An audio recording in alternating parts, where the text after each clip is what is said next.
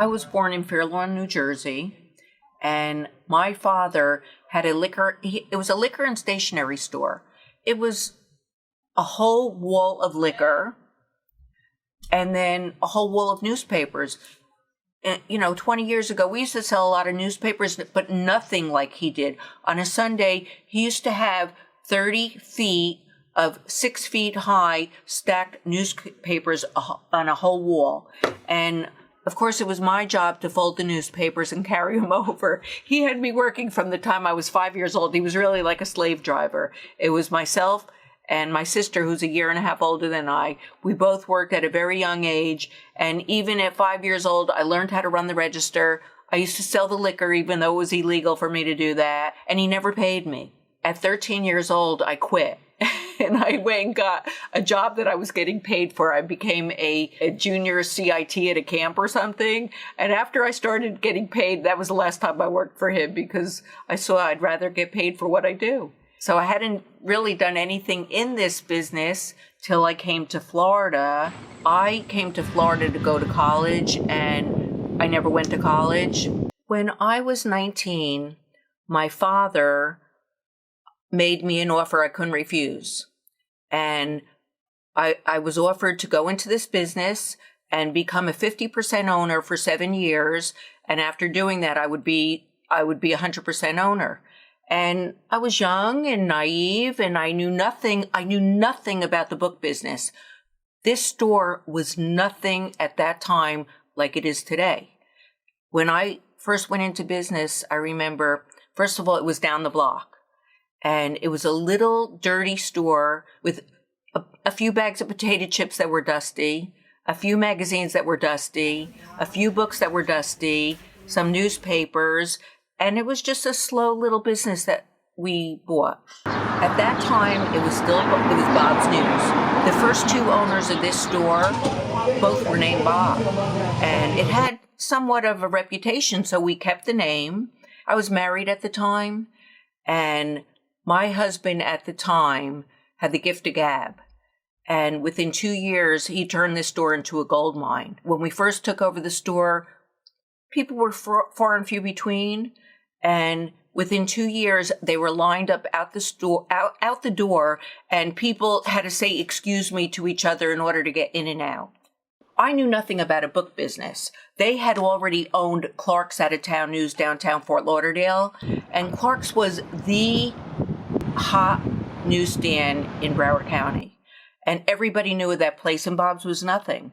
And within 2 years, Bob's turned into a gold mine, of which at that point rented the next store next to us and tripled the size of the store because it was so necessary. And slowly we turned it into a little more of a bookstore and convenience and everything else. We really wanted to just buy that building. We knew the building was coming up for sale, and the owner kept saying, "Oh, don't worry, I'm going to sell it to you.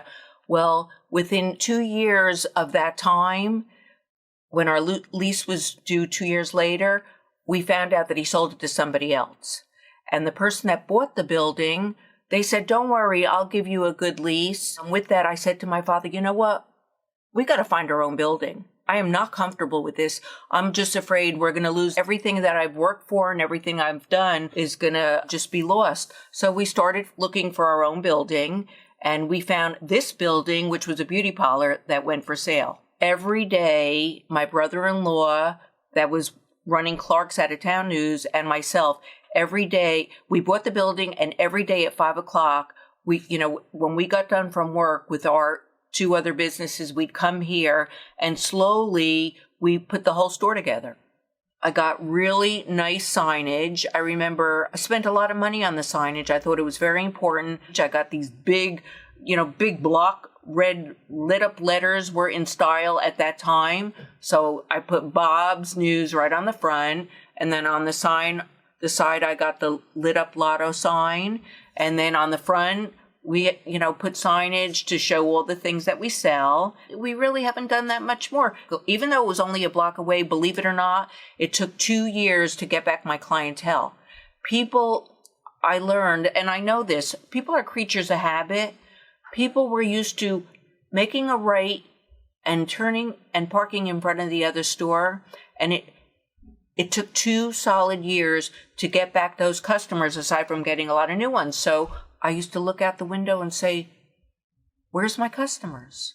And in the meantime, the people that bought the building were the owners of what used to be called the Copper Kettle. It was a restaurant right next door to us. When they saw we moved into this building 1 block north, they took in magazines and newspapers into their business and tried to take over our business. I was so upset. I don't even know if I slept for at least a year, but somehow after about a year, they got rid of all their newspapers and magazines because they never sold any.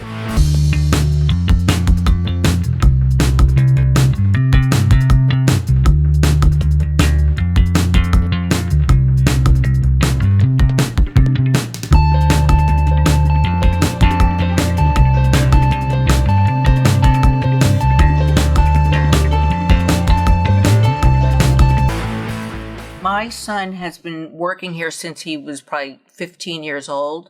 When he first started helping me in this business, he hated working here. You know, I used to force him to come in. He was a young kid, and I'd say, you have to come in and help me. And, you know, I was a single parent at the time.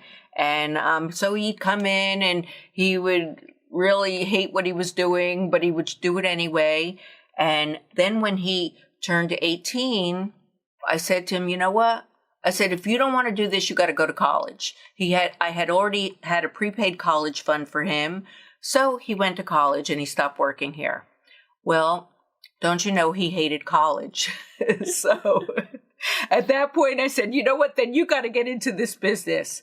And he did. By giving him the ultimatum, he started learning this business, and now he loves it. You know, this business is very addicting. You can't do this business and just like it. You have to love it in order to be successful. And he loves it now, so it's working out really well. It's a busy store, thank God, knock wood. We have a lottery machine, so we don't even count the lotto as our business. But lotto, people have no problem standing online for as long as necessary for them to get all their lotto tickets all day long. So with that, you know, when people come in for lotto, they get their soda, their chips, their book, their magazine, whatever they need. And so that's that clientele. But then we also have the clientele that love books. They come in because they're coming in for specialty books that they know they'll never see anywhere. Those are the people that take their time in here. The other people are in and out. We also have a very large cruise ship and private yacht clientele that they just call in their orders over the phone. We prepare their orders and they send one person in and they come and get it. We specialize in everything you've seen and everything you've never seen in print. We believe in freedom of press, and everything that no store has ever been willing to carry, we always carried, and that's what made us so successful. That's really what continues our success today, but we started out quite a few years ago when you would just see all the run-of-the-mill bestsellers, New York Times bestsellers, you know, maybe a little more. Every corner had a bookstore. It became very stressful for us. Here I am doing fantastic in my retail business, and now every corner, a newsstand bookstore is opening up, and there's Barnes and Nobles all over the place, Borders all over the place. And with that, I started carrying even more of the items they would not carry. Everybody thought they could compete and make a living in this business. They had no idea how complicated it is. This is before computers, really, before cell phones, before anything was simplified the way it is. I used to spend probably 8 to 10 hours on the phone 3 days a week ordering. I would be ordering. I would go through catalogs. You know, catalogs were not online at the time. They used to mail me catalogs. I would go through a catalog with maybe 1,000 items and pick out 70. I was very, very precise about what I was ordering. I wanted to make sure it was something nobody else would order, but it was something that I know I would sell. We started going crazy in every single category. If it was about cars, I got every single book on cars you could ever find. If it was about motorcycles, we used to have a Harley Davidson clientele with I carried every single motorcycle book. Plus, we had showcases full of Harley Davidson t-shirts and leather wallets and lighters and A to Z. You name it, we had it. So many places have discontinued carrying cigarettes. Well, we carry more cigarettes than ever. We carry every brand you've seen and every brand you've never seen. The same thing with the cigars. We carry cigars from all over the world, imported, domestic, little cigars, big cigars, thick cigars, long, skinny cigars, every price range. And we don't care, as long as we satisfy our customers. That's what we're about.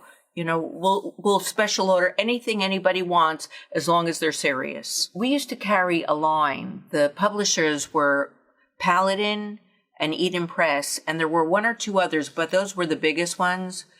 We were the only place you could get these books.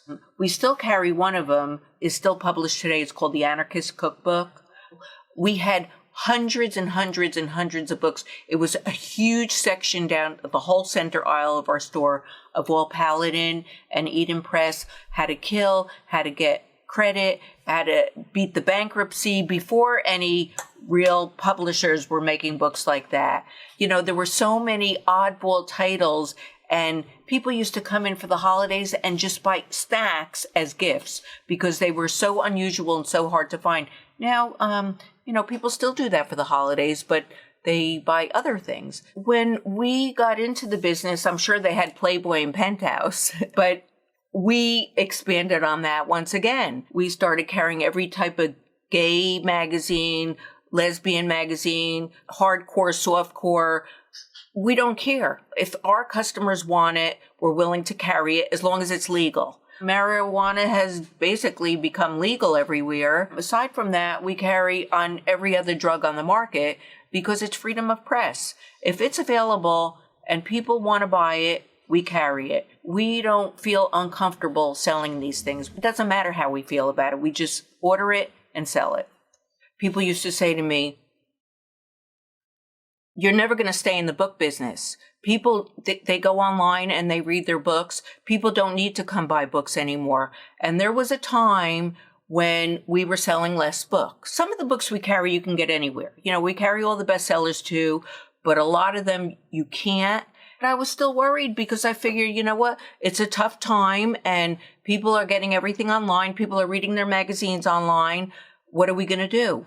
Well, we started carrying other lines of items that became very popular, not even in the book and magazine business, other things in the tobacco industry. At that time, there was no competition, so that kept us way above water for a while.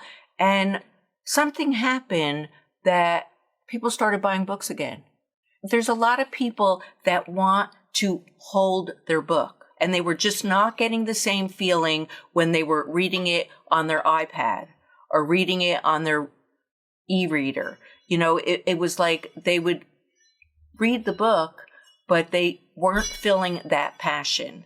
There's a lot of people that are very addicted to magazines and books, thank God. There's no typical client. They usually range from, I'd say 18. Most of our clients are adults at this point. We still have some comics, so we're going to get a few younger people, but they go from 18 to 90. If they can walk in the door, that's our customer. They come in for their newspapers, their New York Times, their Wall Street Journals. Even with the newspapers have gotten really expensive. A Sun Sentinel little newspaper that used to be like a quarter, I think is $4.50 plus tax. So a person has to really want a newspaper in order to pay that price. And a lot of people have given it up. A lot of people get it online, but we still have those people that want to walk in this door every day and buy their stuff.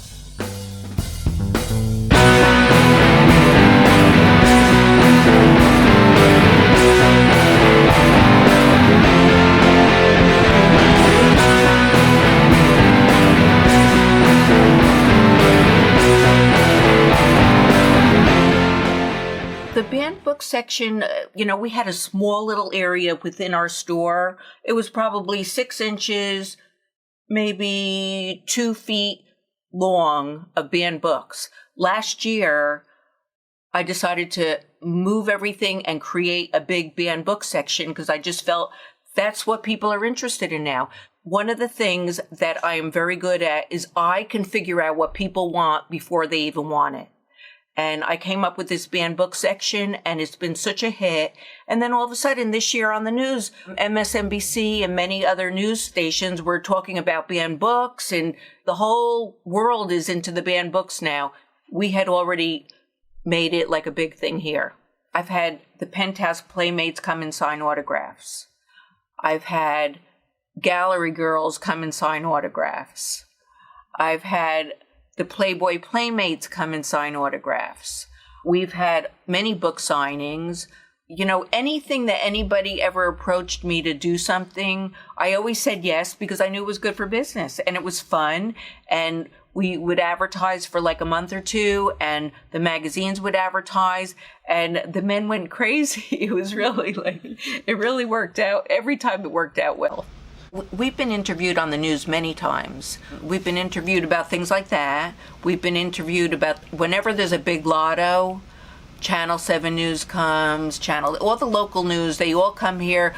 Oh, what's the biggest lotto ticket that you've sold? And they film the people on the lotto line because, that's what the world wants to see. So they want to get in on the action. About 2-3 years ago, we got a request if we could have Pitbull come and do a video in the store, and they were going to put it online, and we never say no to anything. Pitbull came with all the cameras, and they did this most unusual video where they had it like he was walking into a room, but they had him walking in like they opened the cooler door and made it look like he was going into a back room, and we got millions and millions and millions of hits online. We heard about it from people all the time. It was great.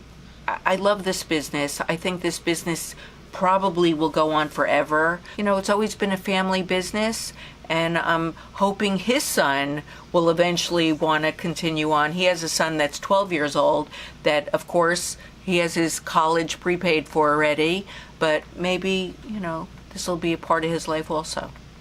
And I don't know, somehow, everything just always seems to work out. I've learned not to worry, just to continue and keep thinking.